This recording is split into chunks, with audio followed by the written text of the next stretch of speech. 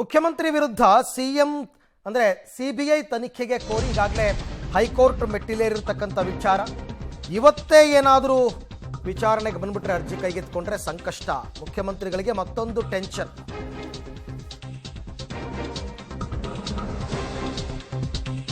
CM ವಿರುದ್ಧ CBI ತನಿಖೆಗೆ ಕೋರಿ ಅನುಮತಿ ಕೋರಿ ಕೋರ್ಟ್ಗೆ ಅರ್ಜಿ ಹಾಕಿರ್ತಾರೆ ಸ್ನೇಹಮಯಿ ಕೃಷ್ಣ ಅವರು.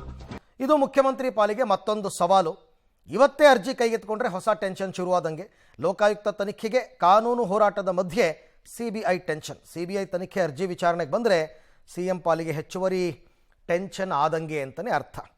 ಈ ಬಗ್ಗೆ ಮತ್ತಷ್ಟು ಮಾಹಿತಿ ನನ್ನ ಕೊಲೀಗ್ ಸುಕೇಶ್ ಅವರಿಂದ ಪಡ್ಕೊಳ್ಳೋಣ. ಸುಕೇಶ್, ಒಂದು ಕಡೆ ಲೋಕಾಯುಕ್ತ FIR ಏನಾಗಿದೆ, ಇದಕ್ಕೆ FIR ರದ್ದತಿಗೆ ಕೋರಿ ಅವರು ಕೋರ್ಟ್ ಮೊರೆ ಹೋಗಬೇಕು.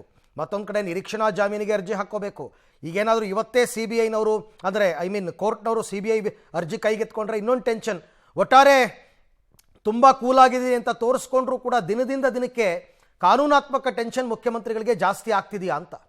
ಖಂಡಿತ ಅರವಿಂದ್, ಯಾಕಂದ್ರೆ ಮುಖ್ಯಮಂತ್ರಿಗಳು ಒಂದು ಕಡೆ ಲೋಕಾಯುಕ್ತ ತನಿಖೆಯನ್ನು ಎದುರಿಸಬೇಕು. ಲೋಕಾಯುಕ್ತ ತನಿಖೆಯಲ್ಲಿ ಈಗ ಅವರು ಜಾಮೀನನ್ನ ಪಡೆಯುವಂತ ಪ್ರಯತ್ನ ಒಂದು ಕಡೆ ಆದ್ರೆ, ಮತ್ತೊಂದು ಕಡೆ ತನಿಖೆಗೆ ಅಥವಾ FIRಗೆ ತಡೆಯನ್ನ ಕೋರುವಂತ ಪ್ರಯತ್ನ ಮತ್ತೊಂದು ಕಡೆ ನಡೀತಾ ಇದೆ ಅನ್ನುವಂಥದ್ದು. ಹೀಗೆ ಜೊತೆಗೆ ಮೇಲ್ಮನವಿ ಸಲ್ಲಿಸುವಾಗ ಎಲ್ಲಿ ಸಲ್ಲಿಸಬೇಕು ಅನ್ನುವಂಥ ವಿಚಾರದಲ್ಲಿ ಇನ್ನೂ ಕ್ಲಾರಿಟಿಯಲ್ಲಿ ಇಲ್ಲ ಅನ್ನುವಂಥದ್ದು ಕೂಡ, ಆ ವಿಚಾರವೂ ಕೂಡ ಚರ್ಚೆ ನಡೆದಿದೆ.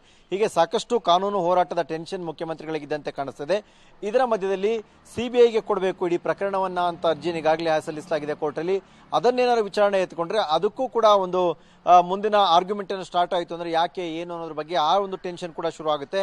ಹಾಗೆ ಸಹಜವಾಗಿ ಮೋಡ ಪ್ರಕರಣಕ್ಕೆ ಸಂಬಂಧಪಟ್ಟಂತೆ ಒಂದು ಹಂತದಲ್ಲಿ ನ್ಯಾಯಾಲಯ ಲೋಕಾಯುಕ್ತ ತನಿಖೆಗೆ ವಹಿಸಿದ್ರೂ ಕೂಡ ಅಲ್ಲಿಗೆ ಏನು ದೂರುದಾರರು ಸುಮ್ಮನಿಲ್ಲ, ಅದರಿಂದ ಮುಂದುವರೆದು CBIವರೆಗೂ ಕೂಡ ತೆಗೆದುಕೊಂಡು ಹೋಗಬೇಕು ಅನ್ನುವಂಥ ಪ್ರಯತ್ನಕ್ಕೆ ಮುಂದಾಗಿರೋದ್ರಿಂದ ಸಹಜವಾಗಿ ಮುಖ್ಯಮಂತ್ರಿಗಳಿಗೆ ಈ ನಿಟ್ಟಿನಲ್ಲಿ ಒಂದಷ್ಟು ಗೊಂದಲ ಟೆನ್ಷನ್ಗಳಿದ್ದಂತೆ ಕಾಣಿಸ್ತಾ ಇದೆ.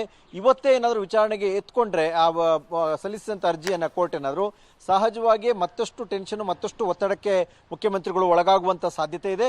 ಹಾಗಾಗಿ ಏನಾಗುತ್ತೆ ಅನ್ನುವಂಥ ಸಹಜವಾದ ಕುತೂಹಲ ಕೂಡ ಇದೆ. ಮುಖ್ಯಮಂತ್ರಿಗಳ ಮುಂದಿನ ಕಾನೂನು ಹೋರಾಟ ಯಾವ್ಯಾವುದಕ್ಕೆ ಯಾವ್ಯಾವ ಹಂತದ ಹೋರಾಟವನ್ನು ಮಾಡ್ತಾರೆ ಅನ್ನುವಂಥ ಕುತೂಹಲ ಕೂಡ ಅಷ್ಟೇ ಪ್ರಮಾಣದಲ್ಲಿ ಇದೆ. ಹಾಗೆ ಸಂಪರ್ಕದಲ್ಲಿರಿ ಸುಕೇಶ್, ನಾನು ಮತ್ತೆ ನಿಮ್ಮ ಜೊತೆ ಮಾತಾಡ್ತೀನಿ.